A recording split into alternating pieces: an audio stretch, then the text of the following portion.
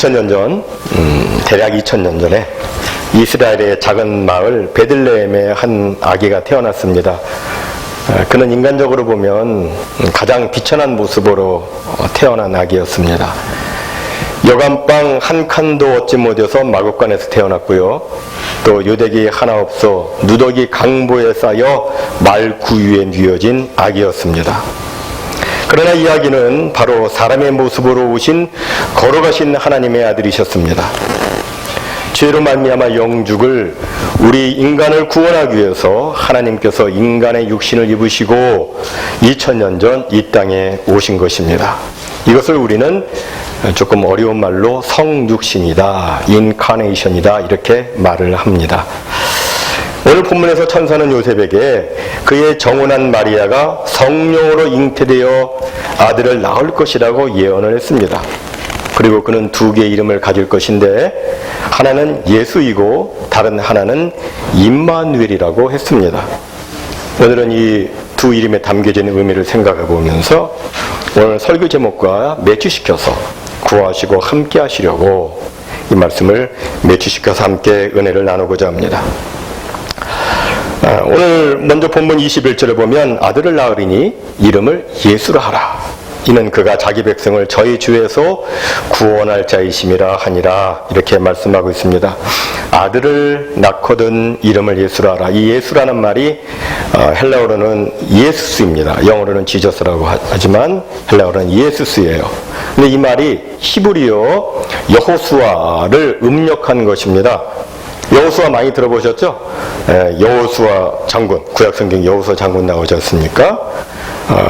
그 동일한 이름입니다. 근데 이 말이 신약에서는 예수라고 표현되어 있습니다. 그리고 오늘날 예수를 믿는 유대인들이 종종 있습니다. 우리가 그들을 뭐라고 합니까? 메시아닉 주라고 이렇게 말을 합니다. 근데 그들은 기도할 때나 예수를 부를 때 뭐라고 하느냐면 예수와 이렇게 합니다. 예수와. 다 같이 한번 해보실까요? 예수와, 예수와 이렇게 말합니다. 예수와, 예수, 여호수아. 이 말의 뜻은 여호와께서 구원하신다, 여호와는 구원이시다, 그런 뜻을 가지고 있습니다. 그러니까 예수님은 우리를 구원하시는 분이신데 무엇으로부터 우리를 구원하시느냐? 죄로부터 구원하십니다. 여러분, 죄가 도대체 무엇입니까? 죄라고 하는 것은 하나님과 우리 사이를 갈라놓는 모든 인격적 세력을 의미합니다. 하나님이 원하시는 대로 살지 못하게 하고요, 하나님과 담을 쌓게 하고요, 하나님과 원수되게 하는 것이 바로 이 죄입니다. 여러분, 사람들이 음란과 정욕과 술취함과 방탕과 향락과 우상 숭배를 하는 이유가 무엇입니까? 죄 때문입니다.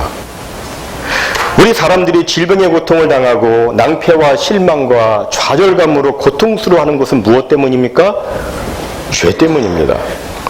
사람들은 모두가 이 죄 때문에 이 세상에서 죄를 범하며 살다가 결국 죄 가운데서 죽어서 영원한 지옥 형벌에 들어가게 되는 것입니다.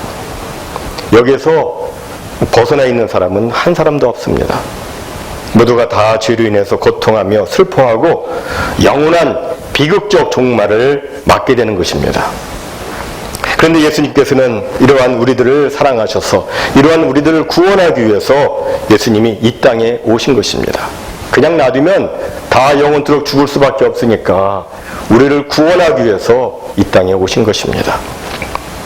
예수님은 자신이 이 땅에 오신 목적을 또 이렇게 말씀하셨습니다. 인자에 온 것은 섬김을 받으려 함이 아니라 도리어 섬기려 하고 자기 목숨을 많은 사람의 대속물로 주려 함이니라. 예수님이 왜 이 땅에 오셨느냐? 대속물, 대속의 제물이 되기 위해서, 대신 죽기 위해서 이 땅에 오셨다라고 성경은 말씀하고 있습니다. 요새 인기 있는 영화는 무슨 영화예요? 스타워즈 영화입니다. 요새 스타워즈 영화가 인기인데 한 10년 전에는 나니아 연대기라는 영화가 인기였습니다. 혹시 보셨나요? 나니아 연대기. 자녀를 두신 분들은 거의 보셨을 것이고 어린 자녀들 한 PG-13 정도면 다 볼 수 있는 영화니까 아주 그 어른도 아이도 같이 보면서 좋아했던 그런 재미있는 영화입니다. 이 나니아 연대기는 옥스퍼드 대학교의 그 C.S. 루이스 교수님이 지은 그 7권짜리 동화책이 있습니다. 그것을 영화로 이제 만든 것입니다. 혹시 못 보신 분 계시면 저희들이 집 정리 다 하고 나면 그 DVD를 빌려드리도록 하겠습니다. 굉장히 재미있어요. 근데 이제 그 7권짜리 책 중에서 두 번째 책이 뭐냐면 사자와 마녀 그리고 옷장이라고 하는 그 제목의 동화입니다. 이 책에서 그 C.S. 루이스 교수는 우리에게 이러한 핵심적인 메시지를 전달해 주고 싶어 합니다. 그것이 뭐냐면 예수 그리스도의 속죄의 죽음, 이것을 전해주고 싶어 합니다. 그 이제 영화를 보면, 책에도 보면 한 95% 정도는 책과 영화가 거의 일치하다고 이렇게 평론가가 평을 했는데, 그 중심 캐릭터가 나옵니다. 그 중심 캐릭터는 그 사자 있습니다. 사자 아슬란이 중심 캐릭터입니다. 그 사자 아슬란은 예수님을 표현한 캐릭터입니다. 왜 예수님을 사자로 표현을 했느냐면 창세기 49장에 보면은 장차 오실 메시아, 그분은 유다 지파의 사자로 오신다고 하는 말씀이 예언되어 있지 않습니까? 그래서 인류의 왕으로 오시는 그분을 이제 상징적으로 라이언이라고, 사자라고 이렇게 설명을 했습니다. 그 영화를 보면 에드먼드라고 하는 소년이 죄를 범합니다. 마녀 제이디스 여왕이 만들어준 터키 젤리를 맛보고 그것을 실컷 먹고 싶은 욕망에 반역을 합니다. 그런데 그 에드먼드라고 하는 소년의 그 반역의 죄를 대신해서 사자 아슬란이 모진 조롱과 수치를 당하고 스톤 테이블, 이 돌 탁자 위에서 죽습니다. 그 돌 탁자는 해골 바위산 골고다 십자가를 우리에게 상징적으로 또한 보여주고 있습니다. 그 위에서 아슬란이 죽습니다. 근데 그것이 이제 마지막이 아니라 아슬란이 다시 부활을 합니다. 그 스톤 테이블이 딱 깨지고 사자 아슬란이 부활함과 동시에 상상의 나라인 그 나니아에 죽었던 모든 것들이 새로운 생명을 얻기 시작합니다. 그리고 나니아에는 오래간만에 모진 겨울이 끝나고 새로운 봄이 춤추기 시작합니다. 예수 그리스도의 속죄의 사역에 가져다주는 새롭고 축복된 삶을 C.S. 루이스 교수는 그렇게 상징적으로 표현을 했던 것입니다. 로이 레신이라고 하는 시인이자 작가는 한때 인간에게 가장 필요한 것이라고 하는 그런 책을 썼습니다. 인간에게 가장 필요한 것. 우리 사람들은 여러 가지를 필요로 하죠. 어떤 젊은이하고 얘기를 해봤더니 가장 필요한 것이 무엇입니까? 그랬더니 자기가 결혼하는 것이래요. 또 어떤 사업하시는 분 아마 가장 필요한 것이 무엇입니까? 하면은 사업 잘 되는 것, 이렇게 얘기할 것입니다. 여러 가지로 얘기할 수 있겠는데, 여러분, 사람에게 정말 필요한 것이 무엇일까요? 사람마다 다 다르겠지만 로이 레신은 정말 사람에게 가장 필요한 것, 본질적으로 필요한 것에 대해서 이런 글을 남겼습니다. 인간에게 가장 필요한 것이 지식이었다면 하나님은 세상을 이처럼 사랑하사 우리에게 교육과를 보내셨을 것이라. 인간에게 가장 필요한 것이 건강이었다면 하나님은 세상을 이처럼 사랑하사 우리에게 의사를 보내셨을 것이다. 인간에게 가장 필요한 것이 돈이었다면 하나님은 우리에게 사업가를 보내셨을 것이다. 인간에게 가장 필요한 것이 즐거움이었다면 하나님은 우리에게 연예인을 보내셨을 것이다. 그러나 인간에게 가장 필요한 것은 죄사함이다. 그래서 하나님은 우리에게 구세주를, 세비어, 죄로부터 구원하시는 그분을 보내셨다. 이렇게 기록을 했습니다. 여러분, 그분의 이름이 바로 예수님이십니다. 그가 오신 날이 바로 크리스마스인 것입니다. 사랑하는 성도 여러분, 예수님 아니면 절대로 죄에서 벗어날 수 없습니다. 예수님 아니면 절대로 죄를 이길 수 없습니다.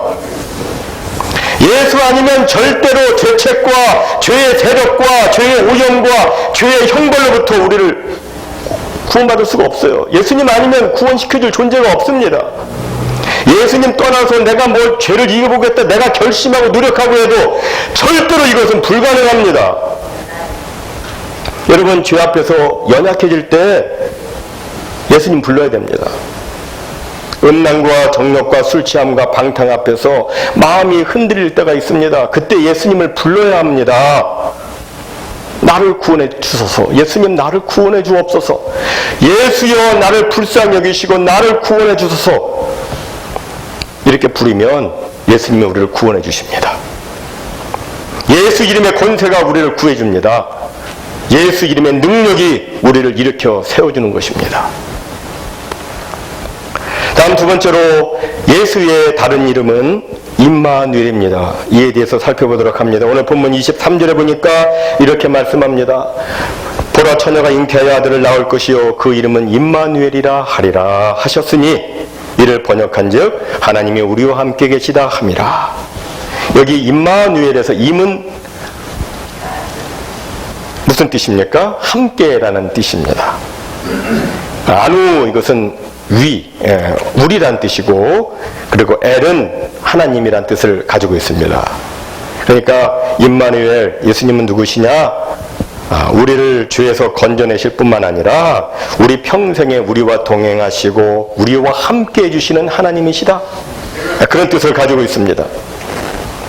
다시 말해서 예수가 구원의 역할을 나타내는 것이라면 임마누엘은 동행의 역할을 나타내는 이름인 것입니다. 본래 이 임마누엘이라고 하는 말은 그 배경이 어디에 있냐면은 구약 이사야 7장에 있습니다. 이사야 7장 거기에 보면은 예수님이 태어나시기 730년 전에 그런 이야기인데, 당시 그 이스라엘이 어떤 상황이냐면 남유다하고 북이스라엘이 분단된 상황이었습니다. 근데 이 두 남과 북이 사이가 굉장히 안 좋았어요. 우리 조국 남한과 북한 사이가 안 좋은 것처럼 남유다 북이스라엘이 그랬습니다. 그러다가 이제 북이스라엘이 이사야 7장에 들어와서 지금의 시리아에 해당하는, 지금 시리아 막 폭격 맞고 있죠. 그 당시는 강대국이었습니다. 이 시리아가. 그 아람이었는데, 그 당시 이름은 아람 나라였었는데, 그 아람 왕 르신과 결탁을 해가지고 남유다를 이제 공격을 하는 겁니다. 수많은 군사가 공격한다는 그 소식을 듣고 이 남유다 왕과 백성들이 무서워 벌벌 떨었습니다. 이때 하나님께서 이제 이사야 선지자를 보내시죠. 걱정하지 말라고. 아람 왕 르신, 이스라엘 왕 베가 아무리 지금 그들이 기세 등등해도 그들은 다 타버리고 손잡이만 남은 부직갱이와 같으니까 그들 걱정하지 말라고, 두려워하지 말라고, 낙심하지 말라고 하나님께서 이사야 선지자를 통해서 말씀해 주십니다. 그런데도 이 남유다 왕 아하스는 마음이 놓이질 않았습니다. 그래서 백성들과 더불어서 그냥 걱정하고 두려워했습니다. 안절부절 좌불안석이었습니다. 그때 이사야 선지자가 이렇게 말씀합니다. 다윗의 자손들아 들으라. 너희가 어찌 이렇게도 하나님을 믿지 못하느냐? 그렇다면 좋다. 하나님께서 친히 징조를 보여주실 것이다. 그 징조는 이것이니 보라 처녀가 잉태하여 아들을 낳으리니 그 이름을 임마누엘이라 하리라. 이렇게 말씀을 해주셨습니다. 그러니까 이 본래 이 동정녀 탄생의 근거가 되는 이 말씀은 하나님의 약속의 말씀을 믿지 못하는 유다 왕과 그의 백성들에게 징조로 보여주신 말씀인 것입니다. 그럼 여러분, 여기서 여러분에게 한번 묻고 싶은데, 여러분 남자 없이 동정녀가 아기를 낳는 것과 그리고 수많은 적들과의 전쟁에서 이기는 것, 이 두 가지 중에서 어느 것이 더 어렵겠습니까? 뭐가 더 어려워요? 남자 없이 동정녀 아기를 낳는 것, 그리고 수많은 적들과 전쟁에서 이기는 것. 동정녀가 아기를 낳는 것이 훨씬 어렵죠. 이건 어렵다기보다는 불가능입니다. 남자를 가까이 하지 않고 적어도 아기를 가지려면 정자와 난자가 결합해야지 되는데, 어떻게 정자 없이 난자만 가지고 아기를 갖겠습니까? 이건 불가능이죠. 불가능입니다. 그러나 이제 수많은 적과 싸워서 이기는 것은 그렇지 않습니다. 물론 그것도 어려운 일이 될 수도 있겠습니다만, 그러나 전혀 불가능한 것은 아닙니다.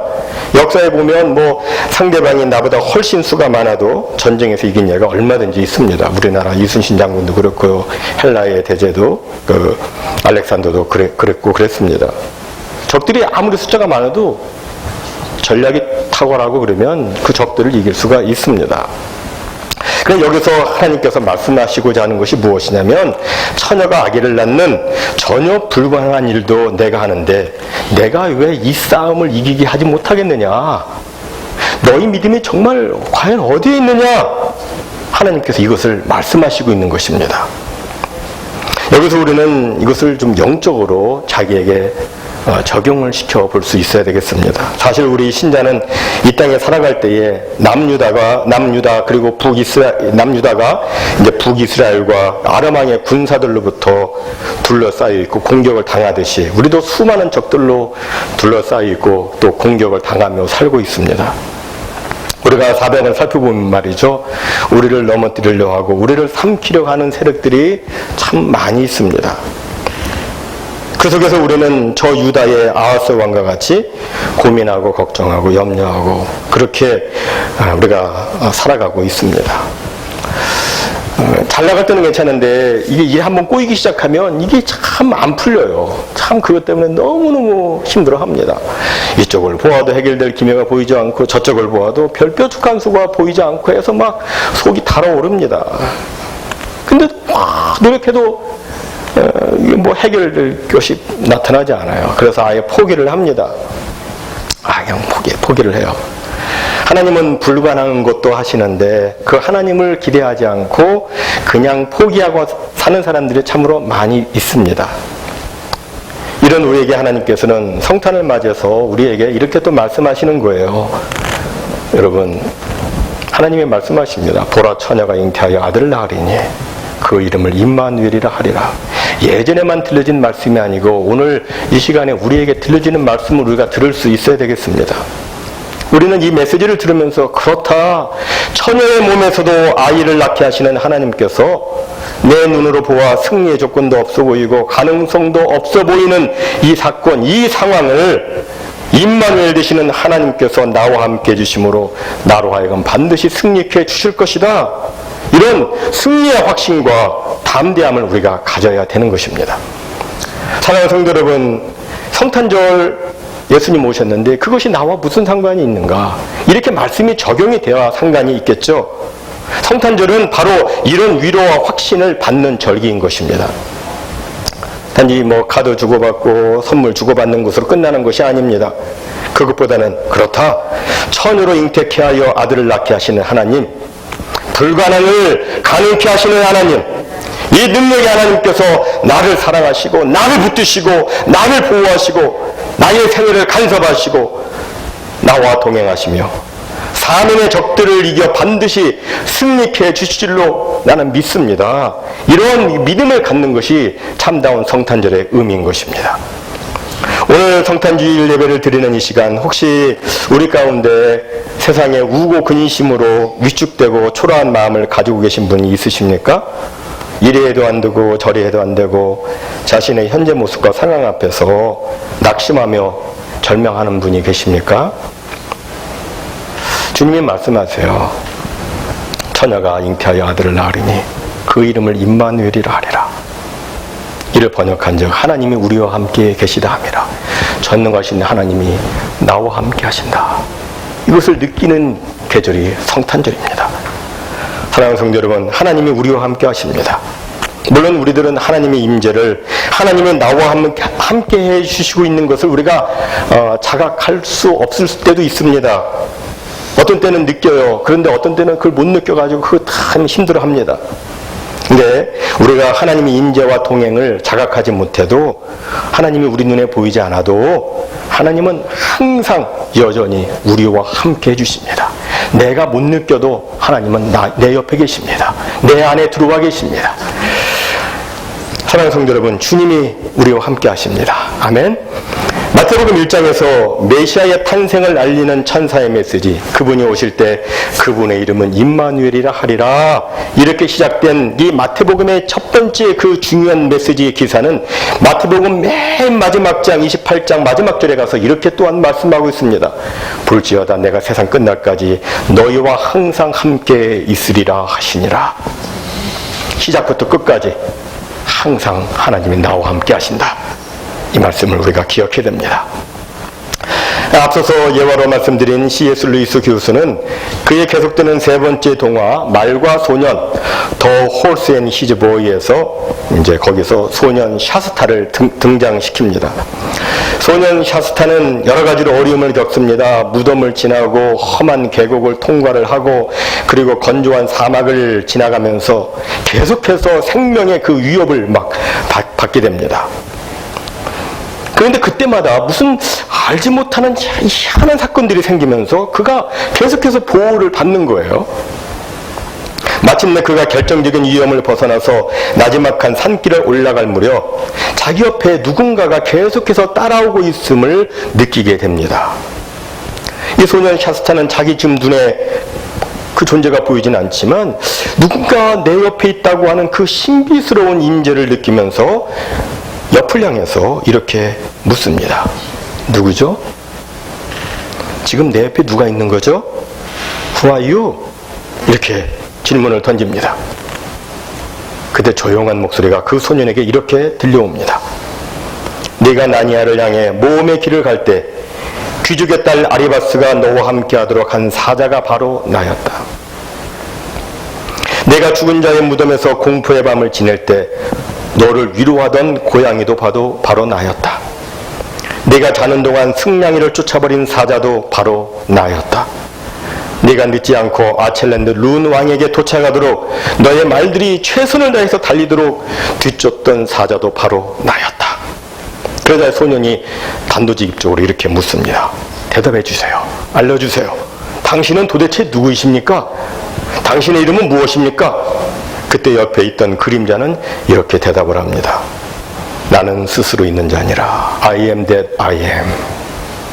I am that I am. 이렇게 3번 이야기를 합니다. 성삼위 하나님의 여호와의 존재를 그렇게 표현을 하고 있는 것입니다. 여러분, 그 C.S. 루이스 교수가 그냥 생각나는 대로 글을 쓴 것은 아닙니다.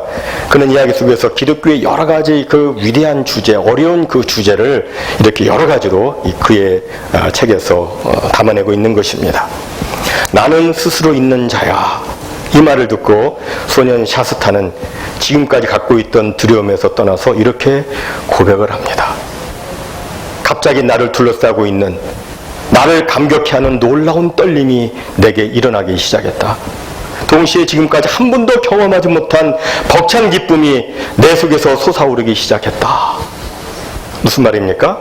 하나님이 나와 함께 하신다는 것을 우리가 정말 제대로 느끼기만 한다면 우리는 말로 형용할 수 없는 놀라운 떨림과 기쁨과 감격, 이것을 체험하게 된다는 것입니다. 하나님이 나와 함께 하신다. 얼마나 놀라운 감격적인 말씀입니까? 사랑하는 성도 여러분, 이 일을 위해서 바로 예수님이 이 땅에 오신 것입니다.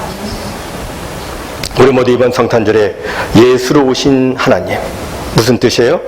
우리를 구원해 주기 위해서 오신 하나님, 죄로부터 우리를 구원해 주기 위해서 오신 하나님, 그리고 임마누엘로 오신 하나님, 무슨 뜻입니까?